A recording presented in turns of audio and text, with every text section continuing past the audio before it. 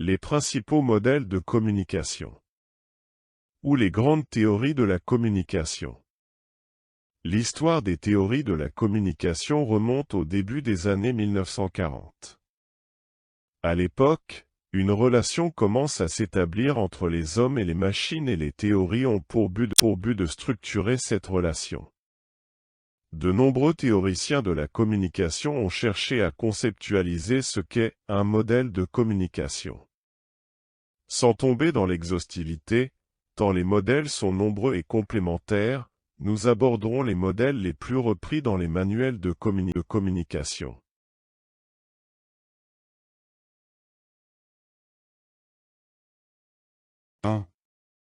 Le modèle d'Aristote, 350 avant Jésus-Christ. À l'époque d'Aristote, la communication visait notamment à convaincre les populations de prendre part à l'agora, sorte de réunion politique en place publique. Le philosophe grec a établi le premier vrai modèle de communication orale qu'il a baptisé la rhétorique, ou l'éloquence. Dans ce modèle, l'art oratoire repose sur 3 éléments. L'éthos, le style que doit prendre l'orateur pour capter l'attention de l'auditoire. Le logos, la logique, le raisonnement, l'argumentation.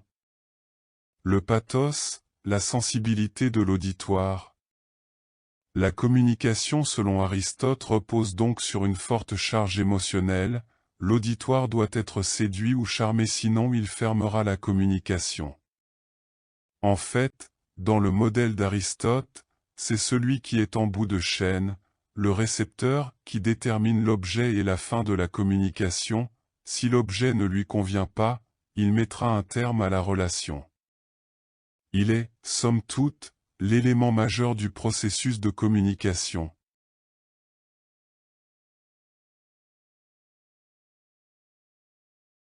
Le modèle de Shannon et Weaver, 1948.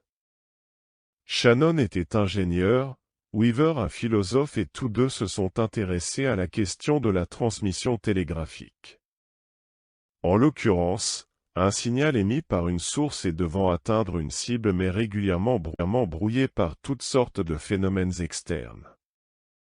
La théorie est intéressante car elle met en lumière les obstacles pouvant rendre la communication difficile, décodage ou bruit dans ce cas précis.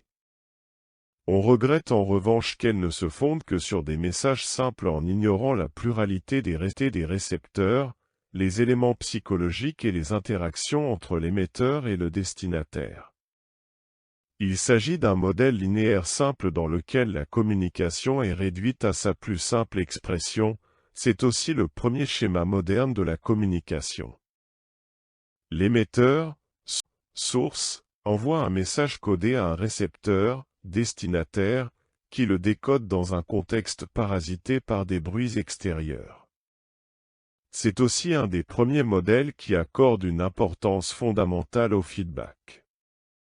Ce schéma trouve son origine dans les travaux de décodage des communications ennemies menés par Shannon durant la Seconde Guerre mondiale. Ce que Shannon nomme « bruit » correspond en fait au brouillage volontaire des messages codés. Mais il est souvent signalé pour ce modèle la présente de nombreuses lacunes, il ne tient en effet compte que d'un seul récepteur, d'un seul message et ne prend en compte le parasitage qu'au seul niveau du canal de communication sans tenir compte du parasitage au niveau de l'émetteur ou du récepteur.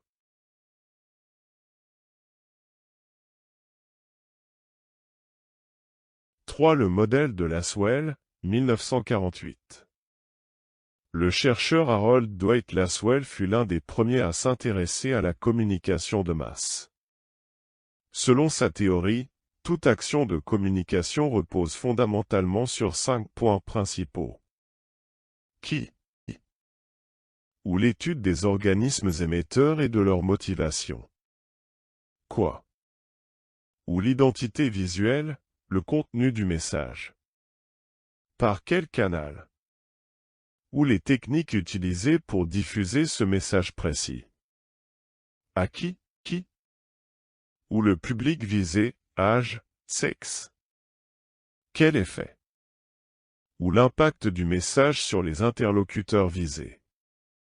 La théorie Lasswell est donc un peu plus inclusive que la méthode Shannon et Weaver en ce qu'elle conçoit la communication comme un processus d'influence et de persuasion. L'absence de toute forme de rétroaction, retour de l'émetteur vers le récepteur, ou de contexte la laisse tout de même réductrice elle aussi. Lasswell est considéré comme l'un des pères de la communication moderne, c'est lui qui en a défini le principe fondamental de 5 watts. Who say what to whom in which channel with what effect? Le modèle de Lasswell va fortement orienter les recherches ultérieures pour la communication interpersonnelle et la communication publicitaire. Lasswell dépasse la simple transmission du message pour s'attarder sur les étapes de la communication.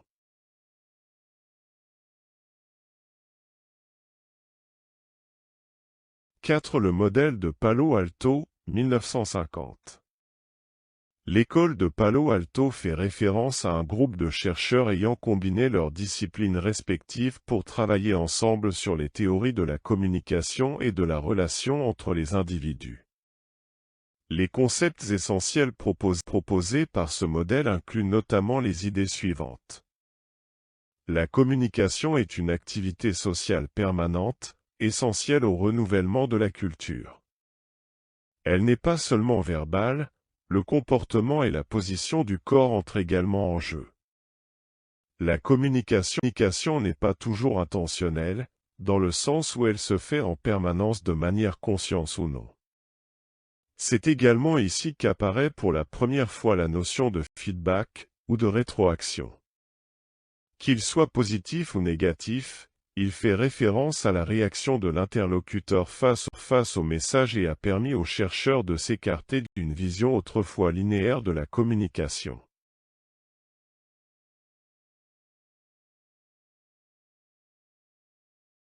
Le modèle de Jacobson, 1963.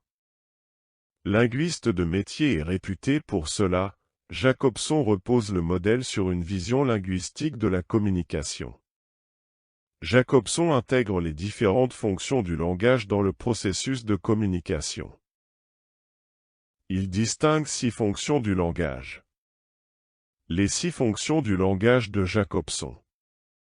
Roman Jacobson est un linguiste et théoricien de la communication.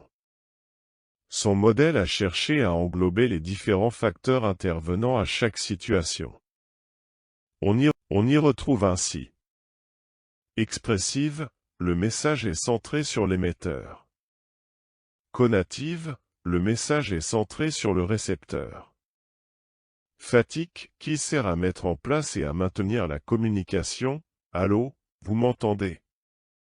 Référentiel, qui renvoie le message au monde extérieur, l'environnement. Métalinguistique, lorsque le code, le langage devient l'objet du message, les linguistes, profs de langue. Poétique, lorsque la forme du message devient l'objet du message, l'esthétique du message. L'émetteur, qui envoie le message. Le récepteur, qui reçoit le message. Le contexte, qui désigne les conditions sociales. Le message, le discours à transmettre. Le contact, la liaison physique et psychologique entre l'émetteur et le récepteur. Le code, la langue notamment. Chacun de ces facteurs est ensuite, selon Jacobson, associé à une fonction bien particulière de la communication. Expressive, rattachée à celui qui parle. Il s'agira des sentiments ou des mimiques par exemple. Conative, liée à l'influence, et qui permet à l'émetteur d'agir sur le récepteur. Fatigue, par laquelle le contact est maintenu. Métalinguistique, associée au code. Elle intervient notamment lorsque 2 interlocuteurs utilisent un langage pour expliquer un autre langage. Référentiel, qui permet de dénoter le monde qui nous entoure. Poétique, qui se rapporte à la forme du message quelle qu'elle soit. Le modèle Jacobson introduit une dimension psychologique à la théorie proposée par Shannon et Weaver.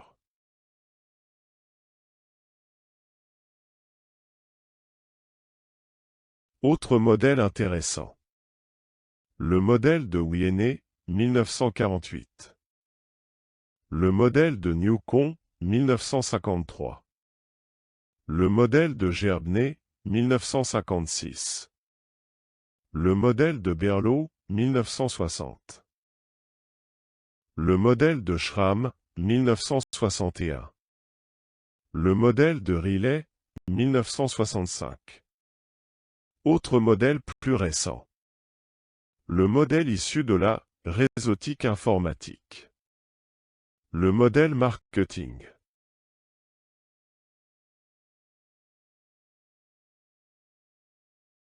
Les nouvelles théories de la communication.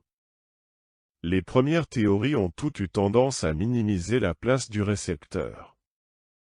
Dans les années 1960-1970, les travaux de l'historien Hans-Robert Jauss et du théoricien Wolfgang Iser participent à redonner à l'interlocuteur une place centrale en le décrivant comme capable de réagir en fonction de sa situation et de ses compétences. Dans le même ordre d'idées, la médiologie née dans les années 1990 replace le média au cœur de la communication. Elle étudie comment la création d'un nouveau média influe non seulement sur les messages, mais aussi sur les comportements et les mentalités. Et à l'inverse, comment une culture assimile ou modifie une innovation technique. Un modèle récent qui nous rappelle que chaque individu appartient à une catégorie propre qui déterminera sa manière de voir et de juger. À la fois communication de masse et interpersonnelle mais aussi communication persuasive, Internet semble enfin combiner à lui seul tous les aspects de la communication. Et les technologies de l'information et la communication online et offline qui verront le jour demain promettent des bouleversements sans doute plus grands encore.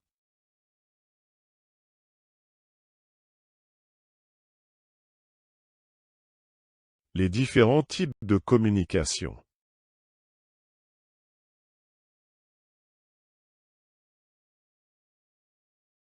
La communication interpersonnelle. La communication est interpersonnelle lorsque les informations sont échangées entre deux personnes.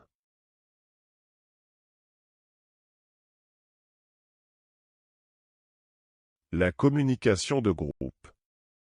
Type de communication qui met en relation un émetteur ou un ensemble d'émetteurs liés entre eux, avec un groupe de récepteurs identifiés. Exemple, le prof avec sa classe d'étudiants.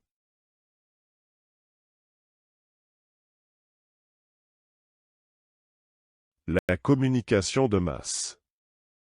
Type de communication qui met en relation un émetteur ou un ensemble d'émetteurs liés entre eux, avec des récepteurs en nombre important, vaste public. Exemple, les diverses publicités des entreprises.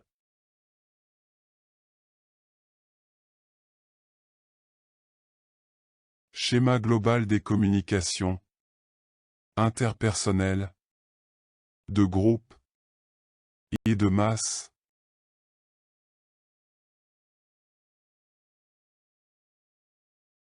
Communication interpersonnelle, CIP. Éléments de définition.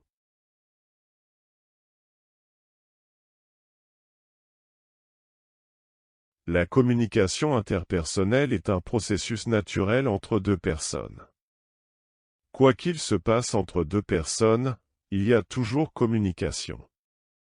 La communication interpersonnelle, c'est la base de la communication. Il s'agit d'une relation humaine qui implique, au moins, deux personnes. C'est la base de toute vie en société. La communication interpersonnelle est fondée sur l'échange entre deux personnes ou quelques personnes en nombre très limité. Entre humains, c'est la base de la vie en société. C'est là en général que la compréhension est la meilleure. Le nombre de récepteurs est limité. La rétroaction est quasi systématique.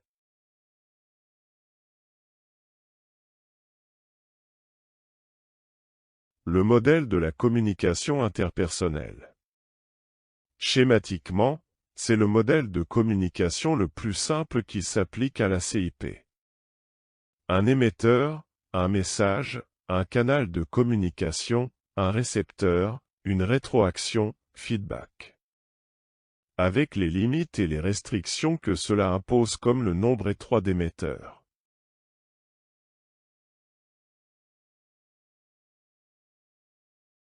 Les enjeux de la communication interpersonnelle. Selon Edgar Morin, un philosophe français, on communique pour informer, s'informer, connaître, se connaître éventuellement, expliquer, s'expliquer, comprendre, se comprendre. Les enjeux informatifs, dans toute conversation il y a transmission d'informations. Les enjeux de positionnement d'identité, chercher à se positionner par rapport à autrui en proposant des éléments de son identité. Les enjeux d'influence, recherche de contrôle, pouvoir, conviction, influence, etc. Les enjeux relationnels, rechercher un contact ou une relation qui nous plaise, qui nous rassure, qui nous accompagne, etc. Les enjeux normatifs, recherche d'échanges collectifs, de rituels.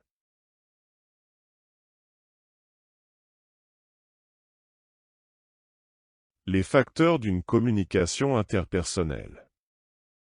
1. La nature de la relation. 2. Le contenu de la communication. 3. Le support de communication. 4. Les schémas interprétatifs des individus. 5. L'état d'âme des interlocuteurs. Si le contexte, quel moment, quel lieu, etc.